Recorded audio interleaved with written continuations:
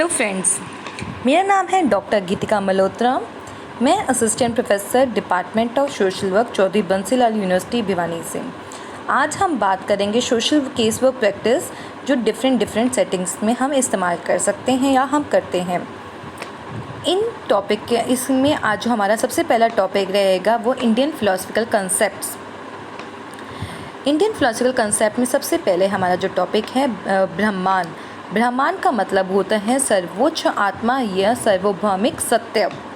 इसको हम तीन रूप से जानते हैं, ब्रह्मा, विष्णु एवं महेश। ब्रह्मा वो रचिता, ब्रह्म हमारे पूरे ब्रह्मांड का रचने वाला। विष्णु जिसको हम पालनकर्ता के रूप से जानते हैं, और शिवा या महेश जो इसे हम ट्रांसफॉर्मर या डिस्ट्रॉयर भी कहते हैं। शिवा को हम योगिक अभ्यास, संतुलन, जागरूकता और आनंद एवं शांत प्रभाव का प्रतीक भी मानते हैं। इसके बाद हम जानेंगे हमारे 3 डेबिट्स या 3 ऋण। पहला ऋण हमारा देवताओं को या देव ऋण जिसके रूप से हम मानते। दूसरा ऋण हमारे पितरों को जिसे हम एंसीटर्स भी कहते हैं, हमारा जो कर्ज हमारे पितरों के लिए। और तीसरा ऋण हमारा माना जाता है साधुओं को या हमारे गुरुओं को। ये ऋण हमारे जो कर्ज हैं या हमारे कर्तव्य हैं इन देवताओं के लिए, हमारे पितरों के लिए और हमारे साधुओं के लिए। इसका उद्देश्य होता है कि अर्थ को अचीव करना, मीन्स मटीरियल्स हमारी सक्सेस। सेकंड, धर्म को पाना, हमारे सोशल बिहेवियर कंडक्ट को नॉर्मलाइज लेके आना। कामा, दैट मीन हमारे सेंशुअल प्लेजर को संतुलित रखना। इसके बाद हम बात करेंगे हमारी 3 गुण की।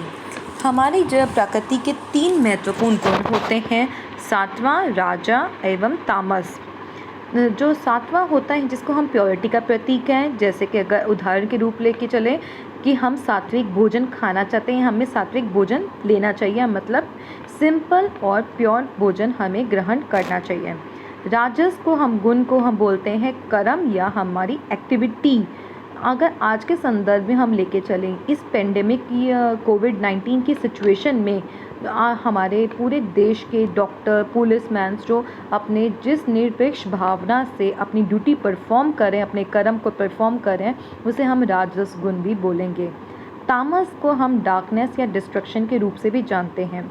हर इंसान को अपने ये 3 गुण को जानना बहुत महत्वपूर्ण होता है कि उस सात्विक उसके अंदर कितनी प्योरिटी है, उसके राजस उसकी ड्यूटीज़ क्या हैं, और तामस उसके अंदर इंटरनल डार्कनेस कितनी है जिसको उसने दूर करना है। चौथा हमारा महत्वपूर्ण कंसेप्ट है अनेकांतवाद। अनेकांतवाद का मतलब होता है बौद्धिक असीमता, दैट मीन इंटेलेक्चुअल अहिंसा। इसको हम रिलीजियस टॉलरेंस के नाम से या ओपन माइंडनेस या एंड प्लूरिज्म के नाम से भी जानते हैं। जैनिज़्म के अंदर कहा गया है अनेकांतवाद का मतलब है विभिन्न और कई पहलू से सच्चाई और वास्तविकता को समझना ही अनेकांतवाद है। अगर हमें सच्चाई को जानना है, हमें वास्तविकता को जानना है, तो हमें अलग अलग धर्मों को जानना पड़ेगा और उसमें दी गई हमें सच्चाई को समझ के हमें वास्तविकता को पहचान सकेंगे। अब हम जानते हैं कि ये हमारे जो इंडियन फिलोसफिकल कंसेप्ट है, इसको हम सोशल केस वर्क में क्यों समझना चाहते हैं या क्यों जानना हमारे लिए ज़रूरी है। ये सब जो अप्रोचेस हैं इसलिए हमें जानना चाहते हैं या कि हम क्लाइंट को आत्मज्ञान करवा सकें, और जिससे कि क्लाइंट अपनी स्ट्रेंथ और इंटरनल हर्डल्स को पहचाने और उन हर्डल्स को दूर करने के लिए वो कार्य आगे अपना प्लान करें। सेकंड हमारा जो टॉपिक है प्रैक्टिकल क्वेश्चंस और केसेस जो चिल्ड्रन जिनको प्रॉब्लम्स फेस करते हैं या प्रॉब्लम्स हैं। इनमें सबसे पहले अगर हम बात करें बच्चों के साथ किस किस प्रकार के इश्यूज़ को बच्चों को फेस करना पड़ता है, जैसे कि आज के समय में हमारे जो बच्चे हैं वो वायलेंस का शिकार हो रहे हैं, एक्सप्लॉयटेशन का शिकार हो रहे हैं, नेग्लेक्टेंस का शिकार हो रहे हैं, माल ट्रीटमेंट है, उनके साथ अच्छा बर्ताव नहीं किया जा रहा है, अब्यूज़ हो रहा है, जिसकी वजह से बच्चे अलग अलग समस्याओं का सामना करते हैं। और इसके बाद हम बात करते हैं कि बच्चों के साथ किस किस प्रकार की प्रॉब्लम्स का वो सामना कर रहे हैं, जैसे problem of orphan and illegitimate children, जिसका मतलब है अवैध बच्चे। और फिर इसके अलावा हम बच्चों जो चाइल्ड लेबर की हमारे सामने समस्या आती है, स्ट्रीट चिल्ड्रन की समस्या आती है, और भीख मांगने वाले बच्चों की समस्या आती है, जुवेनाइल डेलिकेट मतलब बाल अपराधी की समस्या है, चिल्ड्रन विद डिसेबिलिटीज़ हैं, डिजीज़ हैं, and children with behaviour and adjustmental problem. ये भी एक बहुत बड़ी महत्वपूर्ण समस्या है जो हमारे सामने आ रही है कि बच्चों के अंदर ये समस्या भी उत्पन्न हो रही हैं। अब हम बात करते हैं, आपको मैंने जैसे ऑर्फन इन सब के बारे में बताया, आइए हम जानेंगे अब इन बच्चों के साथ हम किस किस प्रकार से कार्य कर सकते हैं, या हमें अपना केस वर्क हम किस हिसाब से बच्चों के साथ कर सकते हैं। क्योंकि अगर हमने अगर ये जो हमारी जो प्रॉब्लम्स हैं बच्चों के साथ, इनको अगर हम केस वर्क के एंगल से देखें, जैसे चाइल्ड लेबर की अगर प्रॉब्लम है, आपके सामने का मैं एग्जांपल के रूप से लेके चलूँ। एक मुझे एक बच्चा मिला था जो कूड़ा बिन रहा था। कूड़ा बिनना भी अगर हमें बाल श्रम के अंदर हम एक कैटेगरी मानते हैं। कूड़ा बिन रहा था, उसकी आयु 18 साल से नीचे थी और वो स्कूल भी नहीं जा रहा था। उसके माँ बाप उसको ज़बरदस्ती कूड़ा बिनवा रहे थे। और अगर उसके बाद जब मैंने उस बच्चे से बात की तो उस बच्चे को पूरे दिन में कभी कभी एक बार ही खाना मिलता है, और कभी कभी तो उसको 2 दिन तक खाना भी नहीं हो पाता, इतने गरीब से हो रहा था। और जब वो कूड़ा बिनता है तो उसको अलग अलग चीज़ों का सामना करना पड़ता है। कई बार तो उसको कूड़ा नहीं मिलता, कई बार लोग उससे अच्छे से बर्ताव नहीं करते हैं, उसको डांट के फटकार के भगा देते हैं। और कई बार ऐसा होता है कि अगर वो सब्जी मंडी से कूड़ा बिनने गया है तो ट्रक ड्राइवर उसके साथ गलत बर्ताव करते हैं, उसके साथ छेड़छाड़ करते हैं।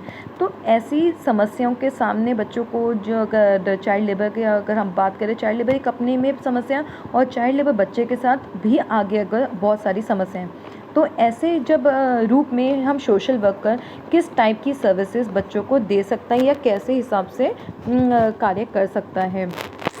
ये हमारे कुछ स्टेप्स हैं जो केस वर्क में हम बच्चों के साथ कार्य करते वक्त हम इसको ध्यान देते हैं।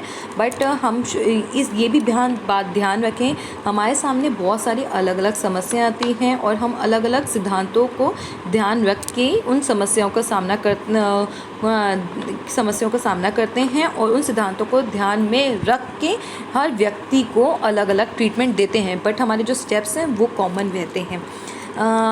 व्यक्तिकरण का सिद्धांत इसमें हमारा बहुत महत्वपूर्ण है। अगर चाइल्ड लेबर है तो चाइल्ड लेबर में भी हर बच्चे की ज़रूरत अलग है, हर बच्चे की समस्या का रूप भी अलग होगा। तो स्टेप्स हमारे सेम रहेंगे, बट जो हमारा ट्रीटमेंट प्लान होगा वो लिटिल बिट डिफरेंट होगा। बट अगर मोटे रूप से अगर हम बात करें, जो हमारा जो स्टेप्स होंगे, पहला हमें इनटेक ऑफ केस या हमारा एंगेजमेंट ऑफ केस होगा। सेकंड है हमें उसकी जो बच्चे का पूरा केस है उसको हमें समझना, असेसमेंट करना ज़रूरी है, उसका हर एंगल, उसके बच्चे की हिस्ट्री को, उसके स्कूल इन्वायरमेंट को, उसके एजुकेशन इन्वायरमेंट को, उसके फैमिली इन्वायरमेंट को, उसके पीयर ग्रुप इन्वायरमेंट को भी असेस हम करेंगे। फिर हमें केस प्लान करना पड़ेगा कि उसमें हमें बच्चे के साथ कैसे कैसे प्लान करना है, कैसे कैसे कार्य हम करेंगे। फिर हमें अपने गोल सेट करने के, हमें बच्चे के किस एंगल, जो इफेक्टेड एंगल है उस पर हमने बच्चे का काम करना है।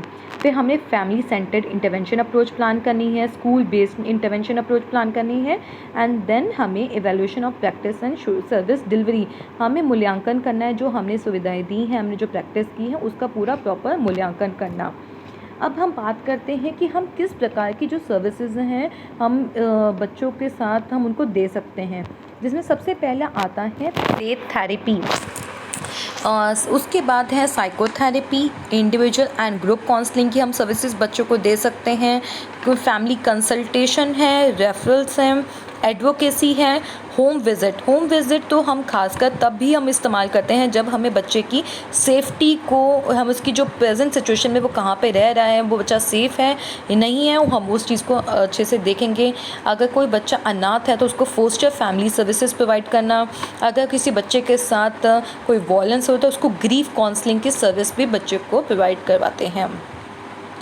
इसके बाद हम जानेंगे कि मैरिटल पार्टनर या जुवेनाइल डेलिक्वेंसीज़ के क्या होता है और उनको किस प्रकार के केसेस हम केस वर्क में डील करते हैं। फैमिली अगर ये है तो आप सब जानते होंगे कि फैमिली का मतलब होता है एक ऐसा इंस्टीट्यूशन जिसमें कि पति पत्नी और उसके बच्चे एवं उसके जो सर्कल्स हैं, उसके जो पेरेंट्स हैं वो उसके अंदर हों।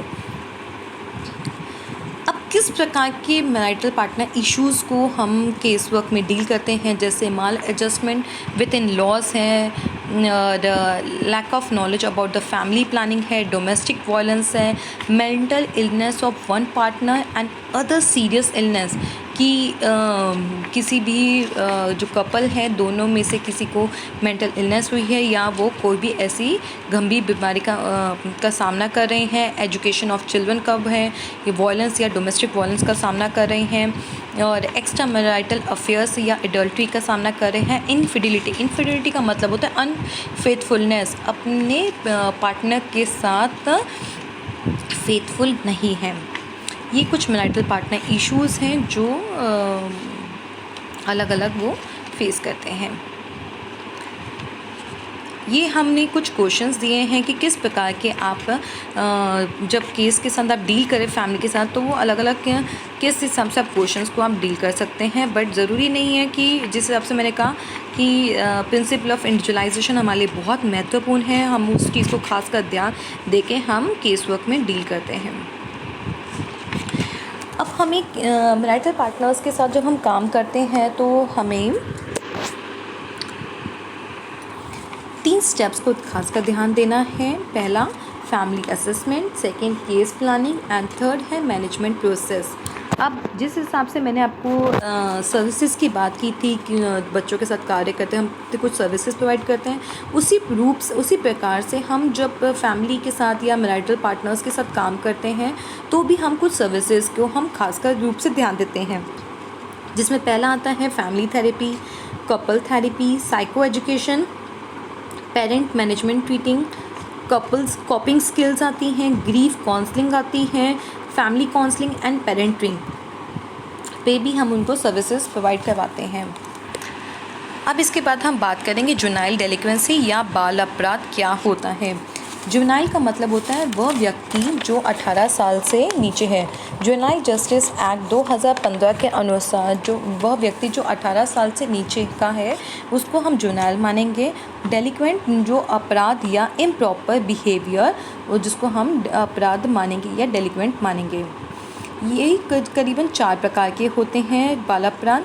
जो इंडिविजुअल डेलिक्वेंसी जिसमें कि बच्चा अकेले अपराध करता है। ग्रुप सपोर्टेड डेलिक्वेंसी जैसे कि अगर हम बात करें निर्भया हत्याकांड की, जो उसमें एक ऐसा बच्चा इन्वॉल्व था जिस 18 साल से नीचे का, जिसने लड़की का रेप किया था और तो अपने ग्रुप के साथ मिलके, तो वो ग्रुप सपोर्टेड डेलिक्वेंसी में माना जाएगा। ऑर्गेनाइज्ड डेलिक्वेंसी को अगर हम बात करें, इसके एग्जांपल लेके चलें तो कुछ बच्चे पीयर प्रेशर में या मिलके अपना बैंक को लूटते हैं या एटीएम को पूरा प्लानिंग के साथ लूटते हैं। सिचुएशनल डेलिक्वेंसी को अगर हम बात समझें तो अगर एग्जांपल लेके पति पत्नी के बीच में लड़ाई हो रही है और बच्चा इसका विटनेस कर रहा है, पति ने अपनी वाइफ को पीट रहा है और बच्चा अपनी माँ को बचाने के लिए बाप पे हाथ उठाता है और उसमें बाप की जान को चली जाती है और बच्चा उस सिचुएशन के में अपराधी कहलाता हो जाता है। अब क्या फैक्टर्स हैं जुवेनाइल डेलिक्वेंसी के। हमारी जो शिक्षा बहुत महत्वपूर्ण है, शिक्षा का बहुत महत्वपूर्ण रोल है इसके अंदर, डेलिक्वेंसी के अंदर। अगर बच्चा शिक्षा का महत्व नहीं समझ पाता या उसको प्रॉपर एजुकेशंस नहीं मिल रही है तो बच्चा अपराध के रूप में भी जाएगा। तीसरा महत्वपूर्ण अगर हम बात बोलें तो बच्चा वायलेंस का शिकार हो रहा है, वो अपने परिवार के अंदर, अपने घर के अंदर वायलेंस देख रहा है। चौथा, वो वायलेंस अपने सोशल सर्कल्स या एनवायरनमेंट के अंदर देख रहा है। उसके बाद अगर हम बात करें सोशल एवं इकोनॉमिक फैक्टर्स भी बहुत इंपॉर्टेंट हैं। लैक ऑफ मोरल गाइडेंस बच्चे को मोरल गाइडेंस अच्छी नहीं मिल रही है, उसको अच्छी मोरल एजुकेशन नहीं दी जा रही है। सब्सटेंस अब्यूज़ जिसमें ड्रग अल्कोहल के बच्चे ज़्यादा आज के समय में जा रहे हैं। पीयर प्रेशर, जैसे मैंने आपको पहले भी बताया, ऑर्गेनाइज डेलिक्वेंसी में के अंदर या ग्रुप सपोर्टेड डेलिक्वेंसी में बच्चे पीयर मैक्सिमम जो क्राइम होता है वो पीयर प्रेशर या ग्रुप के वजह से होता है। एंड इसके बाद हम इम्पॉर्टेंट फैक्टर बोलते हैं, that is a poor socialisation. बच्चे की अच्छे से समाजीकरण नहीं किया जा रहा, जिसकी वजह से बच्चा क्राइम के अंदर जा रहा है। अब हम बात करते हैं किस किस प्रकार का डेलिक्वेंट बिहेवियर में बच्चा इन्वॉल्व होता है, जिसमें की बात आती है मर्डर करना, रेप करना, वॉलंटरी कॉन्ट्रैक्ट किलिंग। बच्चा कॉन्ट्रैक्ट किलिंग के अंदर भी जा रहा है, पैसे लेके किसी का मर्डर कर रहा है, अपराध कर रहा है। और इसके अलावा वेपन्स के साथ लूट पाट कर रहा है। एंड इसके अलावा अगर हम बात करें तो बच्चा किसी और बच्चों के साथ छेड़छाड़, ज़बरदस्ती छेड़छाड़ करता है, या आर्म्ड ट्रैफिकिंग के अंदर भी बच्चा इन्वॉल्व हो रहा है। अभी हमने रिसेंटली एक बात अभी न्यूज़पेपर में केस पढ़ रहे थे कि छोटे छोटे बच्चे आज के समय में वेपन्स को या जो हथियार हैं उनकी इलीगल तस्करी कर रहे थे, तो उनको पकड़ा गए थे। तो इस टाइप के डेलिक्वेंट बिहेवियर में भी बच्चे हमारे जा रहे हैं। इसके बाद हम बात करें प्रॉब्लम्स एंड स्ट्रेंथ पर्सपेक्टिव की। तो प्रॉब्लम्स एंड स्ट्रेंथ पर्सपेक्टिव हमारे सोशल केस वर्क में बहुत इंपॉर्टेंट पर्सपेक्टिव है। ये एक ऐसी स्ट्रेंथ बेस्ड अप्रोच है, हमारी एक ऐसी पर्सपेक्टिव है, एक ऐसी अप्रोच है जिसमें हम प्रॉब्लम पे ज़्यादा फोकस ना करके हम इंसान की, व्यक्ति की, क्लाइंट की, हम उसकी स्ट्रेंथ पे फोकस करते हैं कि उसकी क्या फैमिली, आप बताओ कि आपकी स्ट्रेंथ क्या है। जैसे आपकी फैमिली अब इज़ ऑल्सो काफ़ी लोगों की फैमिली खुद की उनकी स्ट्रेंथ होती है, फैमिली मेम्बर्स उनकी स्ट्रेंथ होते हैं। ये एक ऐसी लैंग्वेज हम क्रिएट करते हैं जिसमें कि हम उसकी स्ट्रेंथ को, उसकी होप को, उसके मूवमेंट को हम फोकस करते हैं। जो स्ट्रेंथ बेस्ड अप्रोच है वो सोशल वर्क में एक फाउंडेशन जिसको हम मानते हैं, एक ऐसी वर्क प्रैक्टिस थ्योरी है जिसके अंदर हम हर क्लाइंट की सेल्फ डिटर्मिनेशन और स्ट्रेंथ को फोकस करते हैं। क्योंकि हमारी जो स्ट्रेंथ है, हमारे जो क्लाइंट की स्ट्रेंथ होगी, हमारी खुद की स्ट्रेंथ होगी, वो हमारे लिए बहुत बड़ा रिसोर्स है और बहुत रिसाइलेंट, जिसको हम फ्लेक्सिबल भी कह सकते हैं। और ये इसको हमें पॉजिटिवली हम इसको यूज़ कर सकते हैं किसी में भी परिवर्तन लाने के लिए। अब हम बात करते हैं कि जो स्ट्रेंथ बेस्ड अप्रोच है वो किस हिसाब से हमें हेल्प करती है या हमें क्लाइंट के साथ डील करने में। ये हर इंसान में अपनी शक्ति होती है, क्षमता होती है कि वो अपनी वृद्धि और अपने परिवर्तन को समझ सके। हम क्लाइंट को इस चीज़ की उसके रियलाइजेशन करवाते हैं। उसके बाद सोशल वर्कर जो है वो क्लाइंट को सपोर्ट करता है कि वह अपने एसेट्स मतलब अपनी इंटरनल स्ट्रेंथ को जाने और उन पर काबू पा सके। और उसके बाद अगर हम बात करते हैं स्ट्रेंथ पे फोकस करता है कि वो उसको मोटिवेट करेगा। अदरवाइज़ अगर हम प्रॉब्लम फोकस करते हैं तो क्लाइंट तो उसको हेल्पलेस फील करेगा, तो इसलिए हम उस पर फोकस करते हैं कि वो अपनी स्ट्रेंथ पे फोकस करें। और इसके बाद अगर हम बात करते हैं जो क्लाइंट की स्ट्रेंथ बेस्ड अप्रोच है, जो क्लाइंट की मदद इस प्रकार हम करते हैं कि वो अपना रास्ता खुद बना पाए, इसलिए हम स्ट्रेंथ बेस्ड अप्रोच को, पर्सपेक्टिव को हम इस्तेमाल करते हैं। Help me to discover way forward and to help other possibility emerge. अब हम कुछ सोशल केस वर्कर की क्वालिटीज़ के बारे में बात करते हैं। ये तो बहुत महत्वपूर्ण टॉपिक है कि हमारे अगर हमने अब तक सोशल केस वर्क में किन किन टॉपिक्स को जानना है, किन किन चीज़ों को समझना है, बट हमारी अब सोशल केस वर्कर की खूबियाँ भी बहुत सारी हैं जो हमें पता होनी चाहिए। ये हमें अपनी जागरूक में होना चाहिए कि हम सोशल केस वर्क के अंदर ये खूबियाँ भी डेवलप हो जाती हैं या हमें अपने अंदर करनी है। पहली हमारी खूबी है सोशल केस वर्क की, दैट इज़ अ कॉन्फिडेंशियलिटी। गोपनीयता को हमें ध्यान देना है। हमने कभी भी क्लाइंट की कोई भी बात या कोई भी पक्ष को हमें किसी और के सामने खोलना नहीं है। जब तक क्लाइंट की हमें इजाज़त नहीं होगी, कंसेंट नहीं होगी, हम नहीं खोलेंगे। और इसके बाद अगर तभी हम उसकी इंफॉर्मेशन को ओपन कर सकते हैं जब वो सोसाइटी को, तब तक हम ओपन नहीं करेंगे जब तक वो सोसाइटी को हार्म नहीं करेगा। सेकंड है रिसोर्स यूटिलाइजेशन की, संसाधनों का उपयोग हम अच्छे से करना जानते हैं कि कितने अच्छे से यूटिलाइज हम कर सकते हैं। ये क्वालिटी सोशल वर्कर के अंदर कूट कूट के अंदर भरी होनी चाहिए या भरी होती है। जैसे कि एग्ज़ाम्पल लूँ, हमारे कुछ स्टूडेंट्स हमारे फील्ड में गए और बच्चों ने बिना यूनिवर्सिटी की हेल्प के, बिना किसी गवर्नमेंट के सपोर्ट के, बच्चों ने प्रोग्राम कम्युनिटी में इतने अच्छे से ऑर्गेनाइज़ करते हैं, कम्युनिटी के लोगों को आइडेंटिफाइड करते हैं, कम्युनिटी के नेचुरल लीडर्स को आइडेंटिफाइड करते हैं, कम्युनिटी के लोगों को उनकी वॉइसेस को यूज़ करते हैं। तो ये ऐसे रिसोर्सेज को बच्चे कम्युनिटी में यूटिलाइज़ करके बहुत सुंदर सुंदर प्रोग्राम्स कम्युनिटी में बच्चे ऑर्गेनाइज़ करते हैं। इसके बाद बात करें तो that is a rapid building, तालमेल बनाना बच्चों में। तो ये खूबी कूट कूट के अंदर हमारे सोशल वर्कर्स में बनी होती हैं और हमारे बच्चे बहुत अच्छे से ये टैलेंट को इस्तेमाल करते हैं। रैपिड बिल्डिंग अगर हम बात करें, इसको हम समझ सकते हैं कि जब हम क्लाइंट के साथ काम करते हैं, जब तक हम उसका विश्वास नहीं जीतेंगे, जब उसमें तालमेल नहीं बनाएंगे, तब तक हम ना ही क्लाइंट की प्रॉब्लम को समझ पाएंगे और ना ही उसकी जो प्रॉब्लम को सॉल्व करने में जो अलग अलग पक्ष हैं हम उसको जान पाएंगे। फिर है वकालत, एडवोकेसी। हम किसी भी क्लाइंट के अंदर या तो इतनी शक्ति भर देते हैं या उसकी शक्ति रियलाइज़ करते हैं कि वो अपने लिए आवाज़ खुद उठा सकें, या उसके लिए हम वकालत करते हैं या उसकी आवाज़ प्रशासन के सामने रखते हैं।